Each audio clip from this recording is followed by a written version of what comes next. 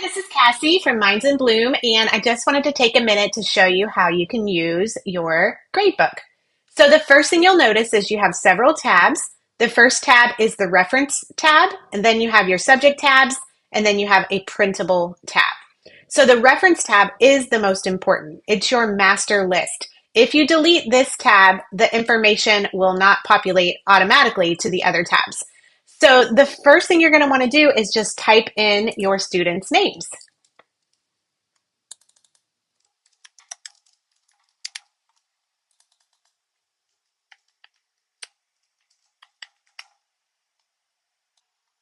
There's also a space for a student number. This is just a automatically populated number in numerical order, but you can change this to be their ID or any number that they have assigned to them.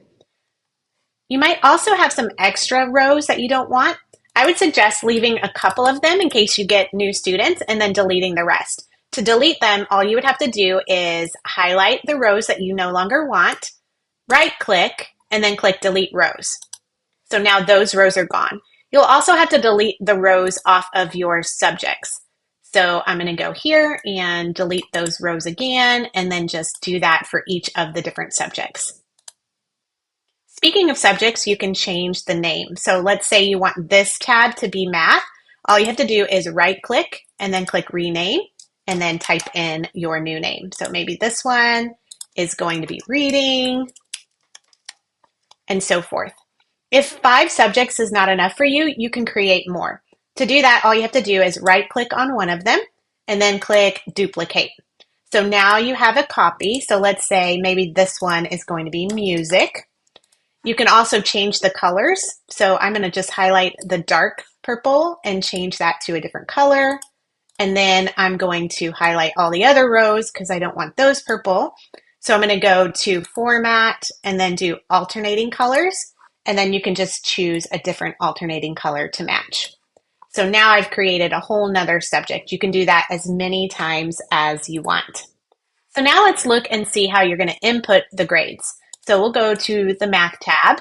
Each column represents a different assignment. So you'll have a place to write the date, the name of the assignment, and then the total points that the student received.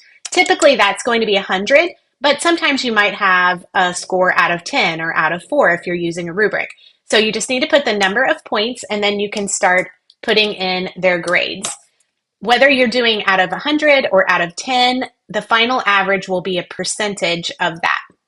There are also some codes that you can put in for reference. So if you look back at the first slide, you'll see that an M stands for missing and an AB stands for absent. If a student is missing because maybe they were out of class, you can put that in to remind you to go back and make that up. If they were absent, you can put AB and it will also change color. And finally, if they make below a 60%, let's say they got a 55%, it will turn red so that you know that you need to take the opportunity to work with them again or reteach that skill. So now let's look at a printable version. I used these a lot as checklists. So maybe we were having a field trip or something like that, or I wanted to mark whether they've paid or whether they've turned in the permission slip. You can print this out and use it as a checklist.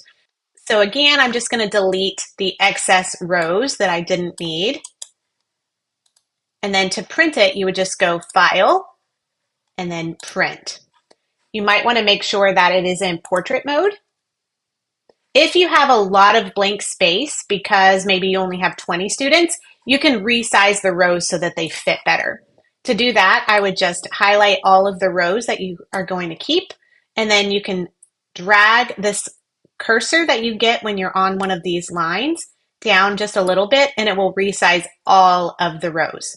So then you can go back and check if that fits your page better. Oop, a little too big, so I would just need to fix that and make it a tiny bit smaller. So that is how you use this digital autofill gradebook. If you have any questions at all, feel free to reach out to us at Minds in Bloom. Have a great week.